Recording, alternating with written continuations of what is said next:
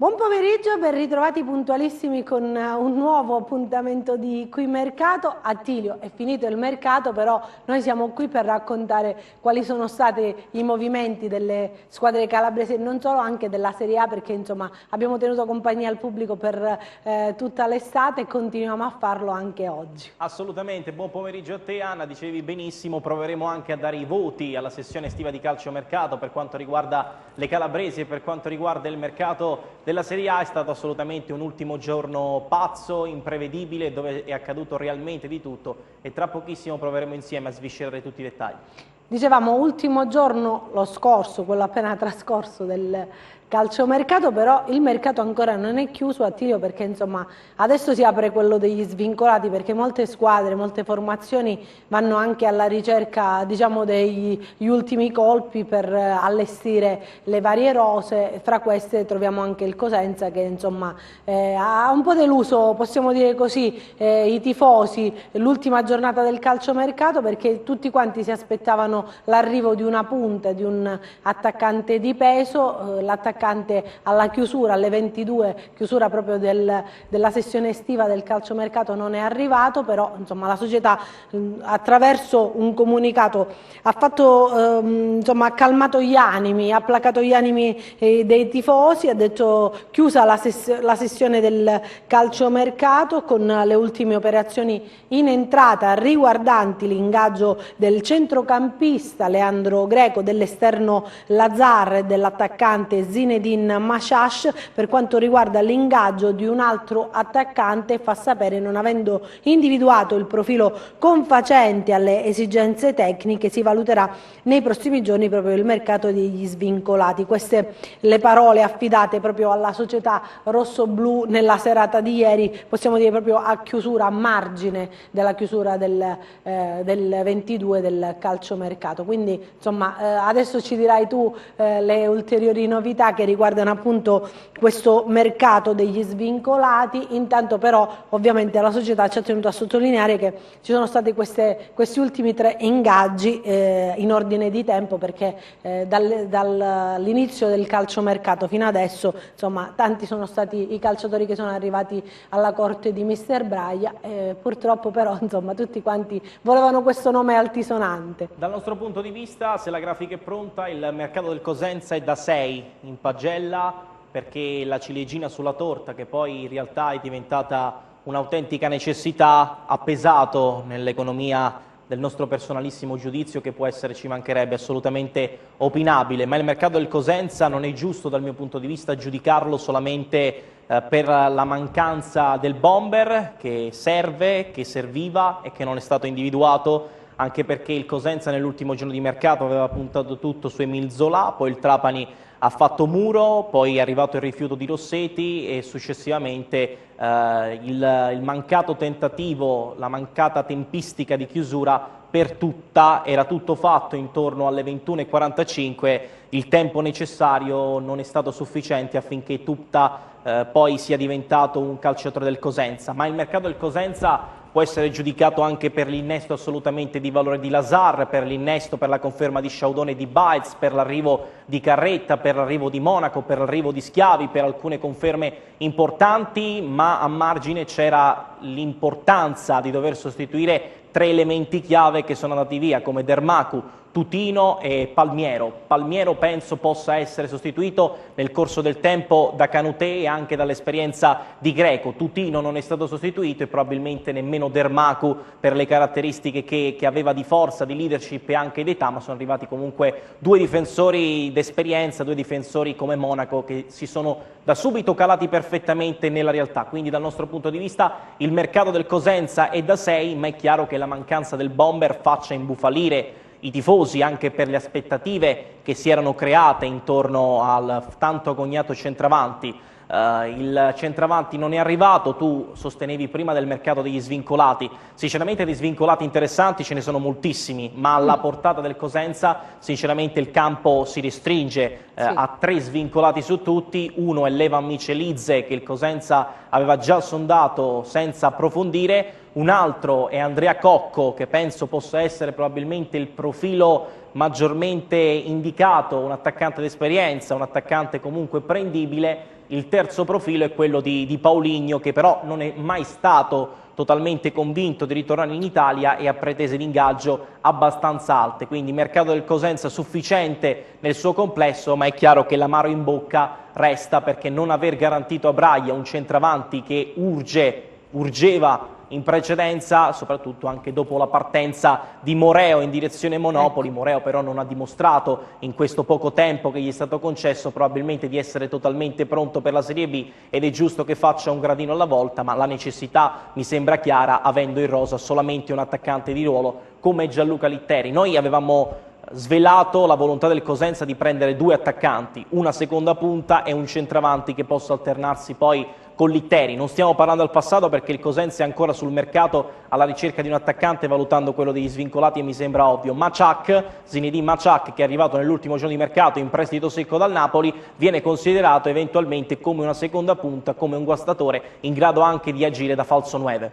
Dicevamo di Moreo, infatti stavo proprio leggendo questo, Attilio, forse la delusione è partita anche dal fatto che comunque sia il Cosenza non ha preso l'attaccante, ma comunque sia ha ceduto Riccardo Moreo, quindi insomma forse anche questo vuoto lì nel reparto avanzato ha creato un attimino di delusione. Vediamo le grafiche che riguardano proprio i rossoblù preparate dal nostro Attilio, vediamo proprio, commentiamole insieme, chiediamo ad Enzo Leonetti di mostrarcele la pagella proprio al mercato. Eccola qui, la vediamo proprio dietro le nostre spalle, riguarda la ciliegina mancata che pesa, il voto poi che hai detto tu, hai anticipato che è 6. No, il voto al mercato, perché giudicare come insufficiente il mercato del Cosenza per ciò che si è andato a prendere, secondo me in maniera insufficiente, è sbagliato. Però è chiaro che la ciliegina, che poi è diventata un'autentica necessità, soprattutto dopo la partenza di Moreo,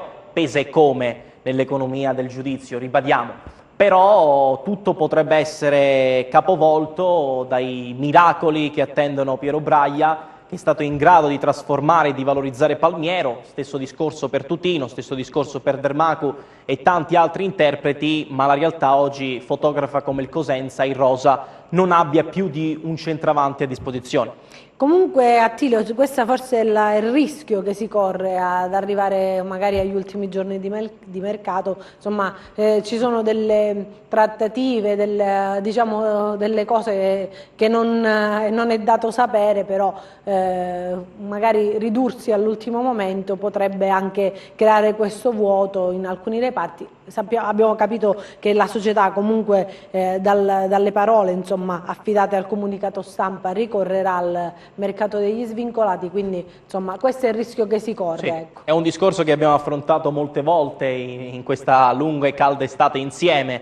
Arrivare agli ultimi giorni di mercato sperando di accaparrarsi il pezzo giusto, l'occasione giusta, è un rischio, può essere un boomerang. Il Cosenza è incappato in un incidente di percorso, ma il Cosenza è conscio di ciò che doveva fare, il Cosenza sapeva dove andava a parare, e le difficoltà si sono palesate nell'ultimo giorno di mercato, quando, pensando probabilmente di aver preso Nzola, successivamente il muro del Trapani, il no di Rossetti, che tra l'altro non ha permesso all'Ascoli di tesserare Ciciretti, un'altra operazione battezzata con Ciciretti che sarebbe dovuto tornare ad Ascoli, ma proprio per il rifiuto di Rossetti è rimasto a Napoli e resta a Napoli praticamente inutilizzato. Vedremo anche come si evolverà questa vicenda. Peccato, perché Ciciretti era stato sondato anche dal Cosenza nella mattinata, poi il Cosenza ha virato decisamente le proprie attenzioni su Zinedine Machak.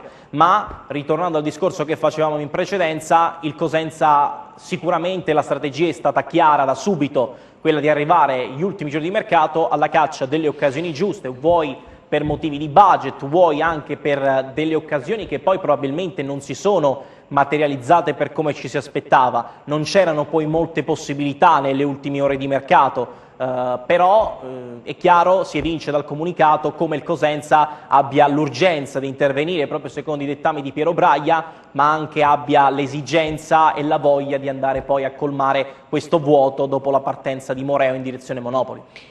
Cosenza che adesso, così come tutte le squadre dalla Serie A alla Serie B, insomma, affronterà un turno di riposo perché si tornerà in campo il 14 e 15 di settembre, Cosenza che ospiterà il Pescara. Forse questi mugugni, Attilio, dipendono non solo dal fatto del mancato arrivo dell'attaccante, ma anche dalla sconfitta per come è maturata quella in casa, la prima casalinga con la Salernitana, perché il Cosenza ha giocato davvero bene davanti al proprio pubblico, poi la Salernitana ha effettuato un tiro in porta, ha trovato il gol partita, e quindi insomma quei due pali sfortunati, quelle due traverse sfortunate, e quindi insomma delusione su delusione possono aver creato questo stato di cose. No, una serie di fattori ha portato ripeto, alle comprensibili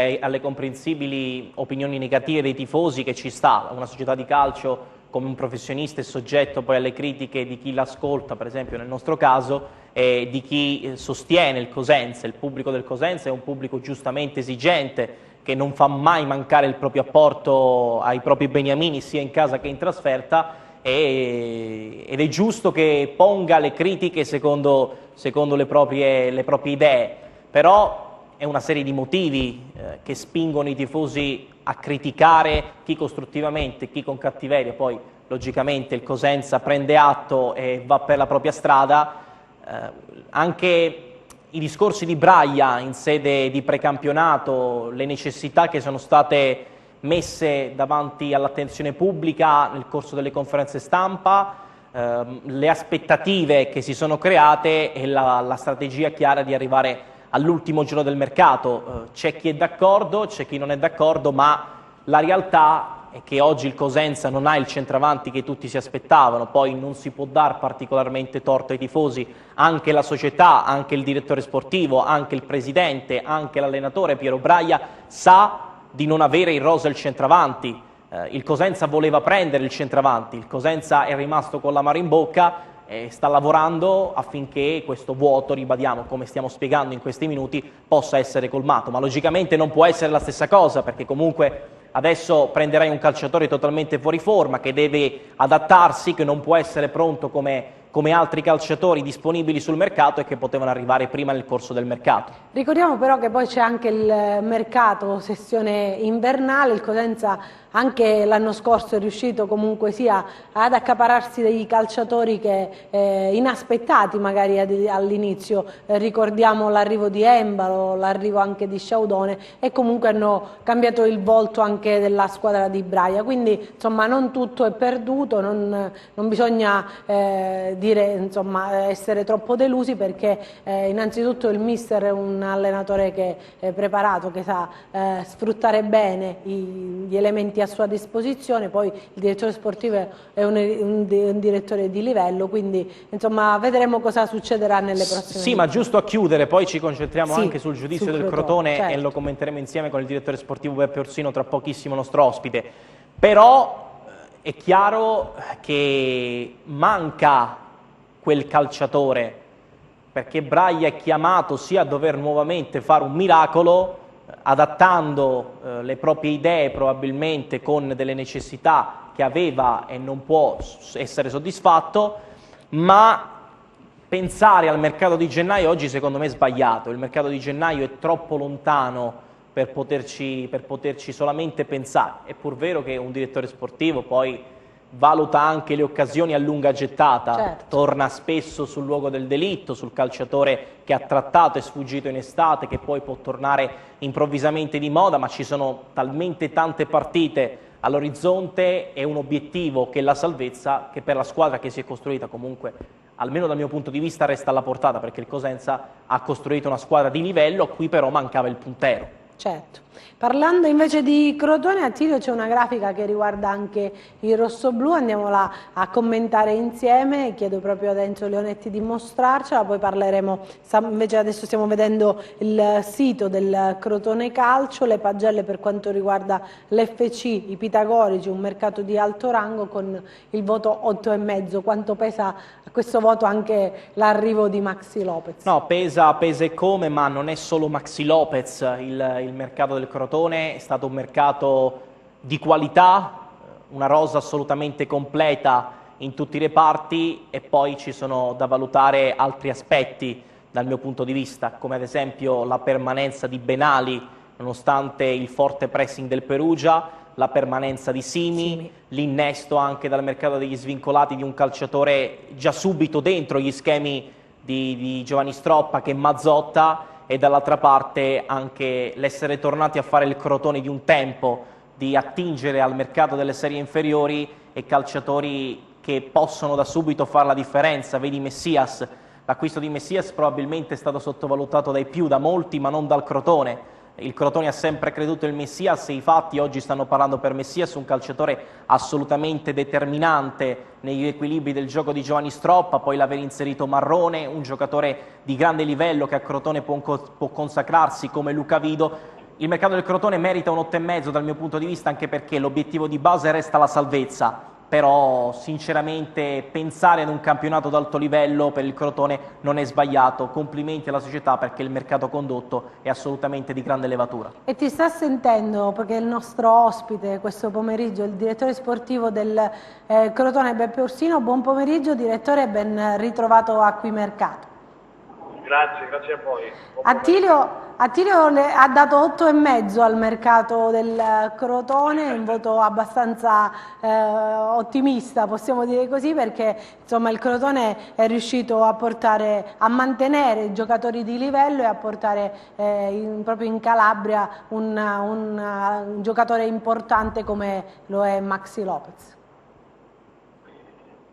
Quando si danno voti così alti, adesso sto scherzando, non è mai bello, perché vuol dire, nella mia esperienza è successo sempre così, però abbiamo costruito secondo me una squadra equilibrata, che non dobbiamo più avere quella palpateme proprio che abbiamo, quella grande difficoltà che abbiamo passato l'anno scorso, e quindi secondo noi questa è una squadra che dopo la salvezza si può giocare con tutti. L'essenziale è arrivare prima alla salvezza. Direttore, comunque già nella sfida contro lo Spezia il Crotone ha dimostrato insomma, di avere le carte in regola per dire la propria in questo campionato. È stata un'ottima partita, abbiamo incontrato una squadra fortissima, però i ragazzi, specialmente il primo tempo, hanno fatto un primo tempo super. Questo è lo spirito da Crotone che noi vorremmo sempre vedere, ma ho visto la squadra quest'anno, secondo me è un anno che ci potrebbe dare grandissime soddisfazioni. Sì, infatti possiamo dirlo, insomma, il Crotone, non ci nascondiamo, direttore, potrebbe ambire a qualcosa di più che la salvezza, perché insomma ha un organico allestito in maniera eccellente, poi siete riusciti a mantenere giocatori di livello come lo stesso Simi, lo diceva Attilio pure prima, insomma, è un Crotone che può puntare a qualcosa di più. Ma io sono abituato a dire sempre che il giudice supremo è il campo. Tu puoi fare la squadra più forte che hai, però poi devi giocare. Certo. L'essenziale prima è arrivare al più presto possibile, come ho detto prima, alla salvezza, e poi quello che succederà, succederà. Però dobbiamo prima mantenere la categoria e poi giocarcela con tutti. Da parte mia, direttore, mi permetto di darti del tu in diretta. Certo. Però mi soffermerei su un discorso che facevo in precedenza, sulla scelta di Messias, un calciatore sfuggito ai più a gennaio, per cui il Crotone ci ha creduto sempre fino in fondo e da subito determinante. Come è nata questa scelta? Anche di puntare da subito forte su un calciatore assolutamente di grande qualità e di livello. Era da 2 anni che noi lo seguivamo, i miei osservatori me lo dicevano, andavano sempre a vederlo. A un certo punto abbiamo deciso di lasciarlo lì da gennaio in poi dell'anno scorso. Quest'anno abbiamo puntato moltissimo, perché secondo me è un giocatore anche di categoria superiore, un giocatore fortissimo, un giocatore che può avere ancora ampi margini di miglioramento, un giocatore che lui stesso deve capire che è un giocatore forte. Quando lo capirà questo è un giocatore da Serie A. Sulla scelta invece, direttore, di puntare su Luca Marrone, una scelta solamente tattica, vista la duttilità del calciatore cresciuto nel vivaio della Juventus, oppure una richiesta esplicita da parte del mister? Siccome cercavamo un difensore centrale con determinate caratteristiche, con il mister, insieme al mister abbiamo individuato questo giocatore, lo volevamo già a luglio, il giocatore adatto a giocare come giochiamo noi. Siccome se tu guardi la nostra squadra gioca molto già dal portiere, e quindi questo è un giocatore bravissimo dal lato tecnico e quindi abbiamo puntato tutto su di lui. Direttore, il Crotone, io stavo guardando la classifica proprio sul vostro sito ufficiale, adesso diciamo che si trova sotto le tre, Salernitana, Perugia e Virtus Entella, e poi nella prossima sfida, adesso ci sarà il turno di riposo, tornerà in casa e affronterà l'Empoli. Insomma, quanto le piace, insomma, vedere questa classifica adesso, e poi ovviamente parliamo del prossimo avversario, anche se ci sarà qualche settimana in più per preparare questa sfida. Forse lei non mi crede, adesso non mi crede. Io sono abituato a non guardare la classifica fino al girone di andata. Allora no, è vero, è vero, sono testimone io se tu mi domandi a me il Crotone fra 2 settimane con chi gioca, io non te lo so dire, perché non mi piace. Io guardo partita per partita, certo. E quindi poi il resoconto si farà alla fine del girone di andata. Di là può partire una cosa di importante. Adesso dobbiamo giocare, ottenere sempre il massimo, l'essenziale, dico sempre io, è non perdere in qualsiasi momento e in qualsiasi partita. Volevo tornare sulle dichiarazioni di qualche giorno fa di mister Stroppa, proprio prima della gara, proprio con lo Spezia. Ha detto Simi deve stare tranquillo, diciamo ha calmato gli animi degli attaccanti, perché ha detto fra qualche settimana avrò l'imbarazzo della scelta, però ci sarà spazio per tutti. Ha ragione, abbiamo una batteria di attaccanti molto ma molto forti e quindi il mister ha ragione. Però lui è molto bravo a gestirli e a fare giocare quelli più in forma, perché noi abbiamo sinceramente un ottimo allenatore, un grande allenatore. L'ultima domanda e poi la lasciamo andare, direttore. Qual è secondo lei la squadra che, insomma, per come ha allestito l'organico fin qui, può puntare a vincere il campionato? A parte il Crotone, ecco, a parte il Crotone. No, il Crotone non lo metto. Questa è un'altra domanda che mi hanno fatto ieri sera al mercato, sì. E io ho risposto in un determinato modo. Per dare l'Oscar a chi ha fatto il miglior mercato è semplice. L'Oscar lo danno tutti a quella squadra che ha cambiato 10-11 della squadra dell'anno scorso. Perché sembra che chi prende i giocatori rinforza la squadra. Per me questo non è vero. L'Oscar bisogna darlo agli operatori di mercato che hanno costruito una squadra equilibrata per ottenere i risultati prefissati. E io sono d'accordo con lei.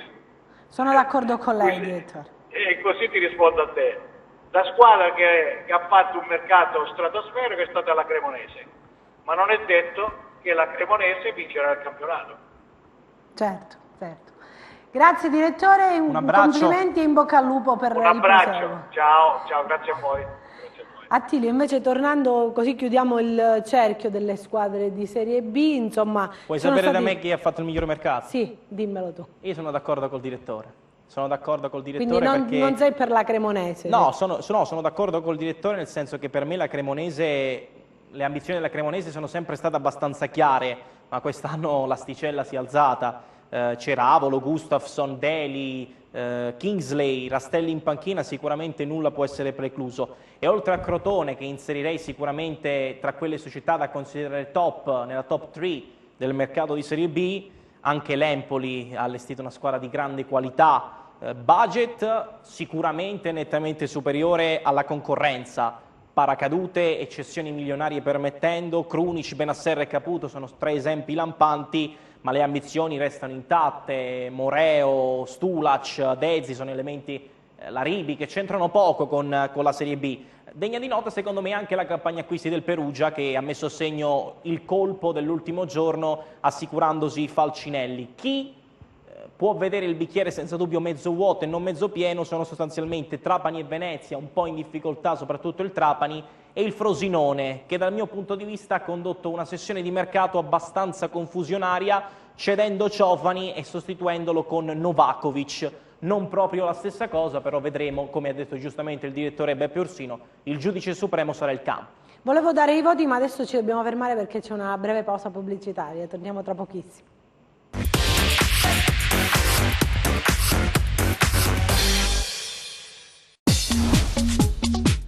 Cerca Teleeuropa sul tuo Play Store o Apple Store e scarica la nostra app.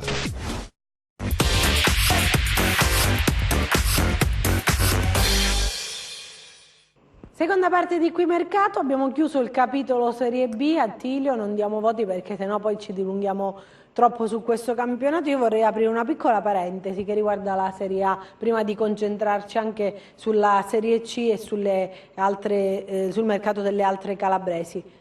Possiamo dire che finalmente è arrivata alla fine la telenovelas di Maurito Icardi, perché è andato al Paris Saint-Germain. No, l'ultimo giorno di Maurito Icardi, l'ultimo giorno di Simone Verdi, depositato a 4-5 minuti dalla chiusura del mercato, è stato il mercato delle telenovele, dei colpi sfumati, dei grandi colpi come Ribéry alla Fiorentina, Lukaku all'Inter, come giustamente li battezza la Gazzetta dello Sport. È stato anche l'estate dei ritorni di Antonio Conte in Italia, di Mario Balotelli in Italia. È stata senza dubbio una sessione di mercato che non ha lesinato i colpi di scena e le grandi manovre della Juventus, che poi non ha scelto di puntare su un altro difensore per sostituire Chiellini. È rimasto così anche il reparto di centrocampo, così come sono stati confermati dei calciatori che la Juventus aveva messo in uscita, vedi Mandzukic, vedi Dybala e vedi lo stesso Higuain, che si è ripreso la Juventus certamente con i fatti e non con le parole, mettendosi a disposizione al migliore dei modi di Maurizio Sarri.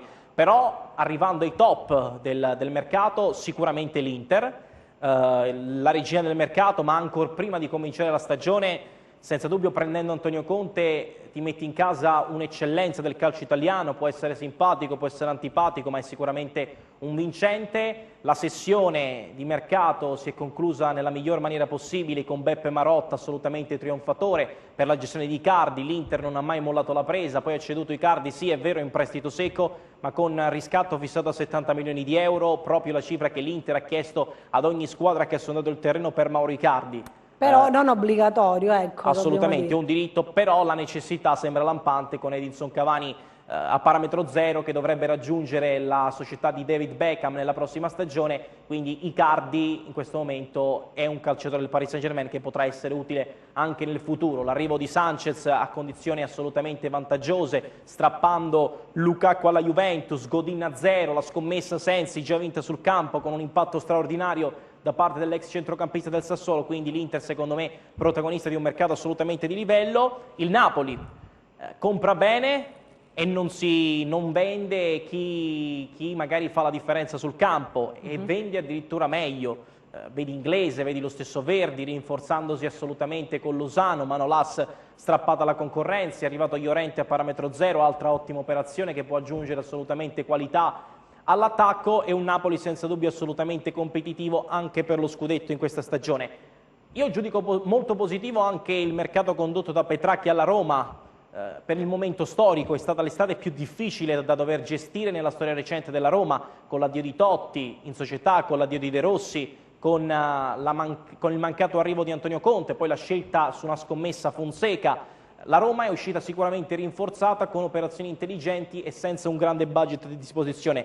Degni di nota il mercato della Fiorentina di commisso, assolutamente di qualità, come il Parma di Faggiano, e anche il Sassuolo e il Cagliari. Sicuramente in Serie A ci sono molti più colpi rispetto a qualche stagione fa, mentre è da considerare secondo me abbastanza negativi il mercato della Sampdoria, aspettative iniziali totalmente fallite da parte della società del presidente Massimo Ferrero, il possibile passaggio di proprietà da Ferrero Vialli è sicuramente pesato, il mancato arrivo di De Frel, il mancato arrivo di Simeone, di Francesco insoddisfatto, basteranno, mi chiedo, questi colpi. E poi anche dalla SPAL mi attendevo qualche colpo di coda in più, qualche acuto in più.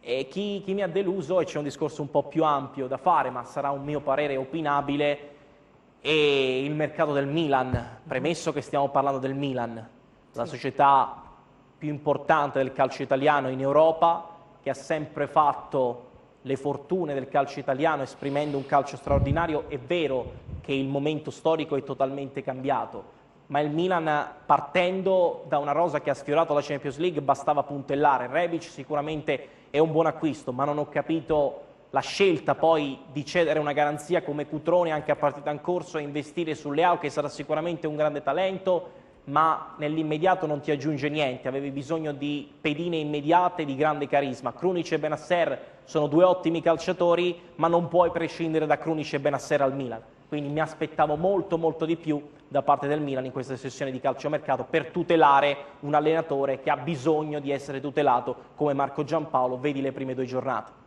Dicevi della Juventus che non è andata sul difensore, però evidentemente ha dato fiducia a D'Elite, come insomma lo vogliamo chiamare, perché anche se nella sfida con il Napoli non ha mostrato, diciamo, grinta e determinazione, comunque sia è un calciatore alla prima in Italia, quindi vogliamo dire che è tutto ancora recuperabile evidentemente. No, però attenzione, facciamo un distinguo.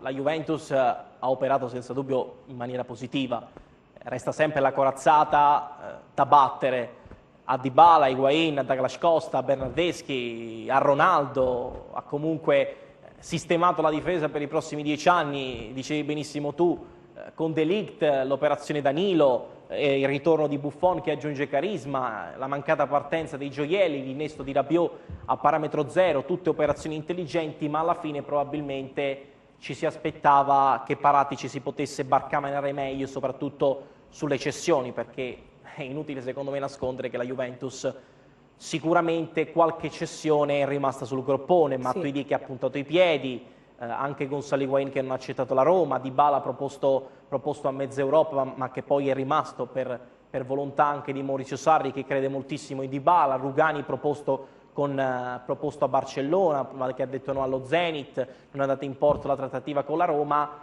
La Juventus ha dovuto cambiare e adattare i propri piani alle esigenze del mercato, ma resta la squadra da battere per Inter e Napoli.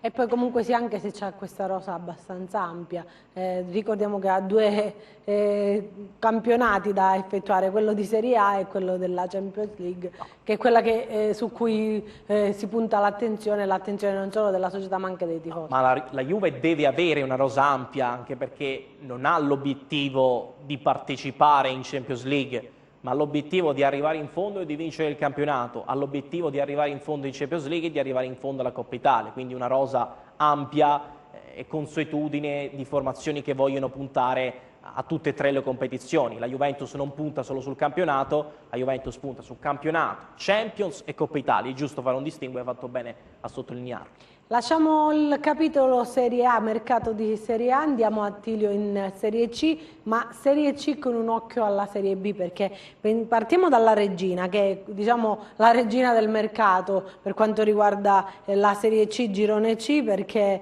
in pratica la squadra del presidente Gallo ha comprato di tutto di più, l'ultimo in ordine di tempo, un campione proprio del calibro di German Dennis, e proprio nell'ultima sfida i casalinga, la prima in casa davanti al numerosissimo pubblico amaranto, anche lo stesso Reginaldo non ha sfigurato, anzi ha mostrato proprio il suo carattere, quindi è una regina che punta alla Serie B, lo ha detto più volte il presidente Gallo, e sicuramente insomma noi auguriamo alla regina di raggiungere questo obiettivo. Assolutamente, abbiamo dato 9 al mercato della regina. Sì, andiamo a vedere la grafica insieme. Non solo giudicando la campagna acquisti, ma anche ciò che sta avvenendo fuori, l'entusiasmo ritrovato, l'impatto straordinario del presidente Gallo, sì, e l'ingaggio di un allenatore assolutamente di grandi capacità, che sa come si vince, sì, come Mimmo Toscano. La campagna acquisti ha portato Reginaldo, ha portato il tassello finale che è Herman Dennis, ha portato Guarna, ha portato Rossi, ha portato anche lo stesso Sunas, ha portato De Rose,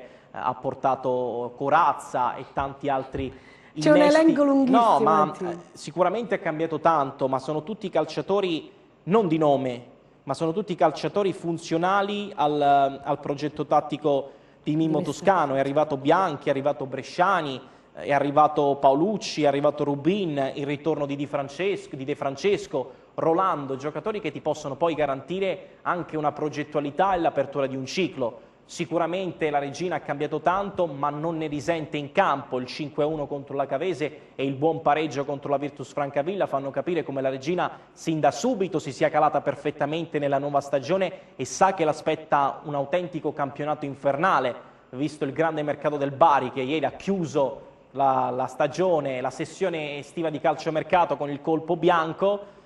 Però è una Regina che da subito si è calata perfettamente e merita dal mio punto di vista un voto altissimo alla sessione estiva di calciomercato. Però insomma dovrà fare i conti con tante piazze calde, perché proprio su Tutto C leggevo questa media spettatori, il calore delle grandi piazze. A Terni, Attilio, insomma numeri da capogiro, se vedi insomma 13.000 spettatori per Ternana Potenza, 12.757 gli abbonati, quindi c'è fame di calcio che conta anche a Terni, così come a Bari, così come a Catania, dove insomma gli abbonati sono 7.600 a Bari, 5.300 a Catania, numeri da capogiro per quanto riguarda appunto gli abbonamenti in Serie C. Andiamo alla Vibonese, andiamo a vedere prima la grafica, poi insomma sentiremo anche che il nostro ospite, il direttore sportivo Lo Schiavo, insomma andiamo a vedere prima la grafica con Attilio che ha dato 6,5 al mercato della Vibonese. Prima il dovere, poi il piacere. Sì, il mercato della Vibonese è stato un mercato di progettualità, vedremo cosa ci dirà tra pochissimo il direttore sportivo Simone Lo Schiavo, ma Bernardotto, Prezzabile, anche lo stesso Greco, Pugliese, Redolfi, sono tutti calciatori che, lo stesso Berardi, tra poco sveleremo anche il retroscena che riguarda Vibonese e Rende, una trattativa poi non andata in porto. Il mercato della Vibonese alla chiusura del 2 settembre è un mercato che nelle mani di mister Giacomo Modica può essere un mercato da 6,5. Un mercato che ha consegnato tanti talenti importanti, che nelle mani di mister Modica, che è il vero deus ex machina della Vibonese, con una squadra mercato assolutamente di grande qualità, che ha saputo barcamenarsi nonostante le mille difficoltà iniziali, è un mercato positivo che potrà sicuramente far salvare la Vibonese il prima possibile e poi magari divertirsi e puntare a qualcosa in più, premesso che la partenza d'handicap era stata messa in preventivo. Storicamente mister Giacomo Modica ha bisogno di un po' di tempo in più per adattarsi agli schemi e ai meccanismi delle sue nuove squadre. E a proposito di Vibonese, dovremmo avere in collegamento telefonico il direttore sportivo Lo Schiavo. Buon pomeriggio, buonasera direttore, ben ritrovato. Sì, sono soddisfatto del nostro mercato perché siamo riusciti a contenere i costi rispetto allo scorso anno del budget ingaggi, trasferimenti, e sono contento perché secondo me abbiamo allestito una rosa completa in tutti i reparti. Ci vuole del tempo perché assemblare una formazione nuova, perché abbiamo cambiato molto, con uno staff tecnico nuovo e con metodi di allenamento diversi è necessario per comporre l'amalgama e per cementare il gruppo e quello che è la formazione. È necessario avere pazienza perché non si possono avere risultati subito con un modulo diverso, calciatori, lo ripeto, che sono stati acquistati da poco, quindi hanno poca benzina nelle gambe, non hanno fatto neanche il ritiro, quindi ci vuole pazienza, ma sono fiducioso, nonostante l'inizio difficile, sono fiducioso e spero che presto recupereremo il tempo perduto e ci riprenderemo. Abbiamo acquistato per lo più calciatori di prospettiva, calciatori giovani ma già con esperienza. Da ultimo è Mousso, che è un 97, che ha già 3 stagioni tra i professionisti e una tra i dilettanti, quindi abbiamo puntato su giovani di proprietà, abbiamo fatto solo un prestito in tutto il mercato, segno che la Vibonese vuole patrimonializzare, vuole investire sui giovani e vuole anche monetizzare eventualmente alla cessione futura di giovani calciatori, perché non si può prescindere nel calcio di oggi, soprattutto in Serie C dove gli introiti sono sempre minori, dalla valorizzazione dei calciatori e dalle plusvalenze. Queste erano le parole del direttore dello Schiavo, grazie per essere stato con noi. Attilio, andiamolo a vedere velocemente, sono 29 le operazioni di mercato operate in questa sessione estiva dal direttore Lo Schiavo. Gli acquisti: Bernardotto, Napolitano, Prezzabile, Tumbarello, Greco, Mendola, Del Col, Capuozzo, Peterman, Pugliese, Maniscalchi, qua Redolfi, Marus, Berardi, Preziosa. Inutile che leggiamo anche le gestioni, Attilio, perché insomma le potrete trovare sul sito della Vibonese. Passiamo invece ad un'altra calabrese, il Catanzaro. Sì. Catanzaro, che andiamo a vedere insieme la grafica da te realizzata, vediamo il voto che hai dato a questo mercato del Catanzaro. Sulla linea della continuità il voto è 7,5. 7,5 perché il Catanzaro sicuramente sarà alle pretendenti fino alla fine per la promozione diretta. Sulla linea della continuità per aver scelto di confermare Gaetano Auteri, che conosce perfettamente la categoria, dopo un anno assolutamente di grandi risultati, però che ha lasciato con l'amaro in bocca. Il Catanzaro non ha lasciato, anzi ma ha raddoppiato, con operazioni che hanno da subito messo in mostra le grandi qualità che ha la rosa a disposizione di Auteri, come lo stesso Nicastro, come anche Dudu, come innesti intelligenti come Di Livio, come Mittica, il colpo bianchimano su Gong che aggiunge un'alternativa assolutamente fondamentale a mister Gaetano Auteri. Forse la rosa un po' ampia potrebbe anche creare qualche fastidio in futuro, ma è una rosa di grande qualità, a dire il contrario è impossibile, francamente. Il Catanzaro ha allestito una rosa di grande qualità, di grande valore, però magari mantenere qualche pezzo scontento potrebbe creare qualche scompenso nello spogliatoio, ma ci auguriamo per il bene del Catanzaro e per come si è operato che possa essere protagonista da qui fino alla fine. Il duello con la Regina è già aperto, duello ovviamente sportivo sul campo, vedremo alla fine a chi il campo darà ragione, ma un colpo, secondo me da considerare come un colpo, che mi intriga particolarmente del Catanzaro è l'arrivo di Elisalde, classe 2000, arrivato in prestito dal Pescara. Elisalde lo scorso gennaio era stato ad un passo dal trasferimento alla Juventus, poi sfumato per le alte richieste del Pescara, era stato valutato da Milan e Inter nel corso delle ultime stagioni. Il talento di base e le qualità sono fuori discussione, vedremo se a Catanzaro potrà trovare l'ambiente giusto in grado di farlo conoscere al grande calcio. Attilio, non si ferma invece il campionato di Serie C, perché come insomma posso vedere proprio dal sito del Catanzaro si giocherà questa sfida fra 4 giorni fra Monopoli e Catanzaro, un Catanzaro che insomma ha sorriso a metà nell'ultimo weekend, perché la rimonta è riuscita a metà a Bisceglie. Sì, il campo però ha dimostrato come, nonostante anche lo stesso 40, un colpo importante per il Catanzaro, il Catanzaro contro il Bisceglie ha messo in campo una prova autoritaria, una squadra come il Bisceglie sempre fastidiosa, per dire la verità, da affrontare. Però è mancato solamente il guizzo finale, ma la prova nel complesso è stata positiva per il Catanzaro. Da verificare anche come si evolverà la questione Maita, che resta in scadenza di contratto, le parti si sono avvicinate, anche una situazione da valutare perché Maita ha un'importanza nell'economia del gioco del Catanzaro, ma a Bisceglie il Catanzaro avrebbe meritato anche qualcosa in più. Chiudiamo con le calabresi di Serie C, vedendo la grafica che riguarda il Rendecalcio, poi sentiremo anche il presidente dei biancorossi Coscarella. Andiamo a vedere insieme, vediamo che voto ha dato Attilio al Rende, voto 6, scelte radicalmente coraggiose. Sì. Un Rende coraggioso, negli ultimi anni ci ha mostrato carattere e determinazione, scelte importanti, le ultime in ordine di tempo, i 3 colpi, Somez, non so se si ricordano dicono così. Io chiedo scusa ovviamente ai nostri telespettatori. Ndiaye e Traoré, insomma, sono gli ultimi in ordine di tempo che arrivano in casa biancorossa e che faranno al caso appunto di mister Andreoli. Da aggiungere alla conferma di Giannotti, Murato e Vigolo dal Milan, l'arrivo di Massimo Loviso, di Keba Colì dalla Roma, che era in prova anche allo stesso Pescara.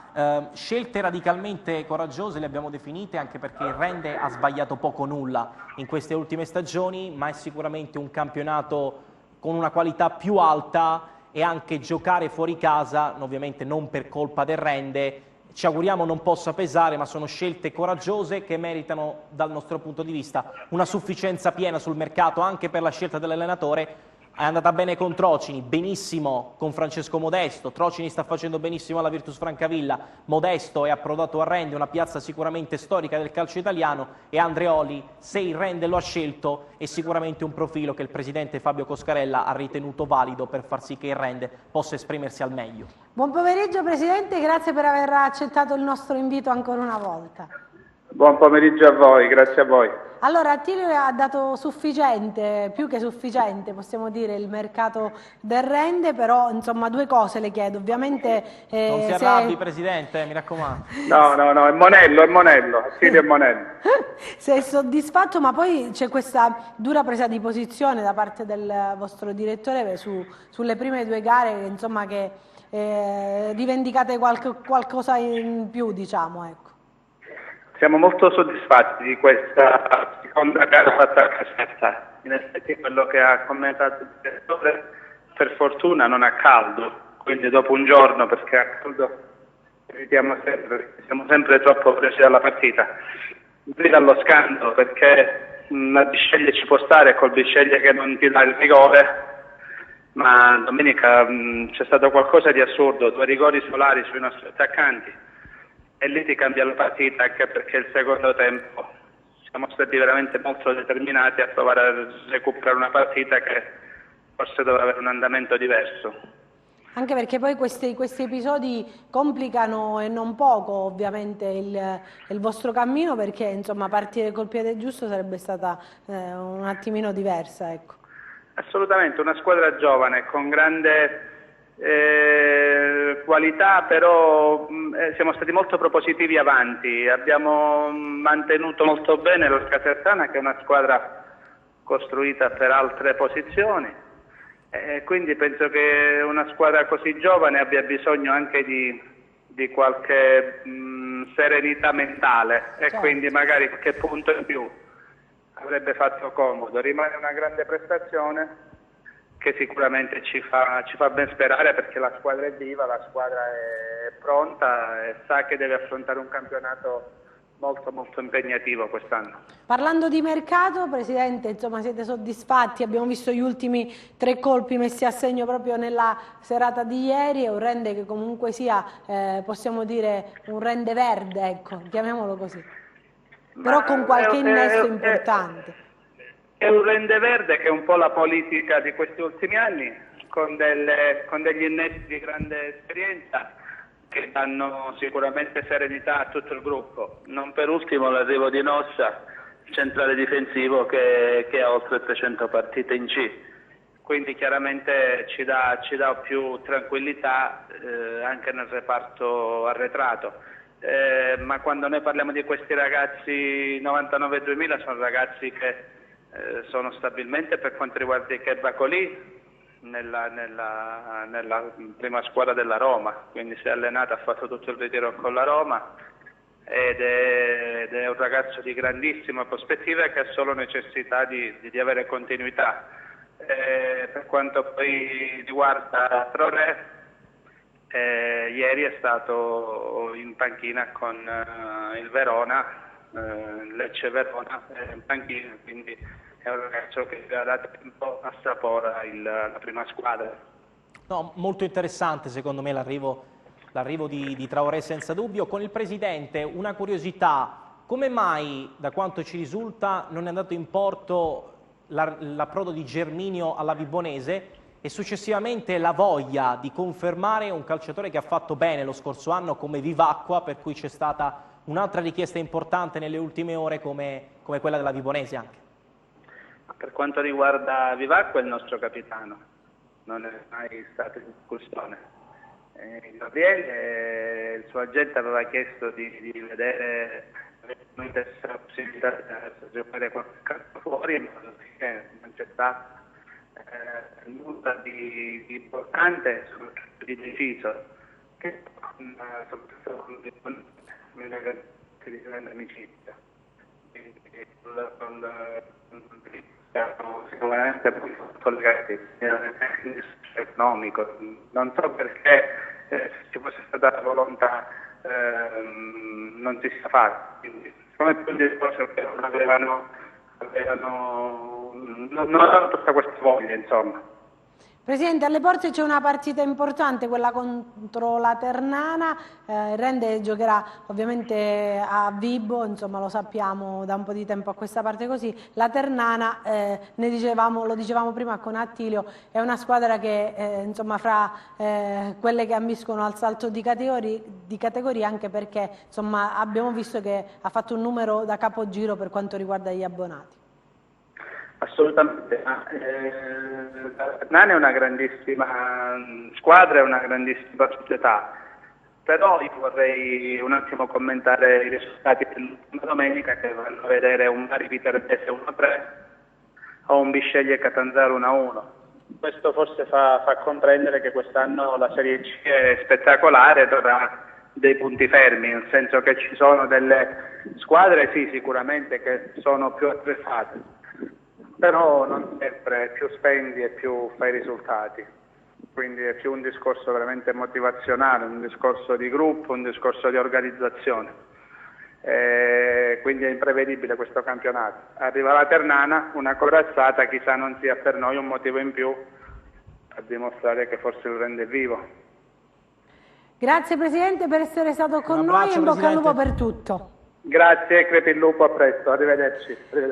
Attilio, non so se abbiamo qualche minuto per dare un'occhiata solo all'ultima... Ci fanno segno di no però. Ci fanno segno di no, vabbè, Ci allora fanno segno niente. di no, avremo tempo e modo di riparlarne. Sì, dai, abbiamo tempo e modo di riparare. Io ringrazio Enzo Leonetti in regia, ringrazio innanzitutto te per essere stato ancora una volta con noi, compagno di viaggio e d'avventure, come abbiamo sempre dichiarato. Grazie a Francesco Camposani in messa in onda, grazie ai nostri tecnici. Arrivederci, appuntamento alle prossime puntate. Arrivederci.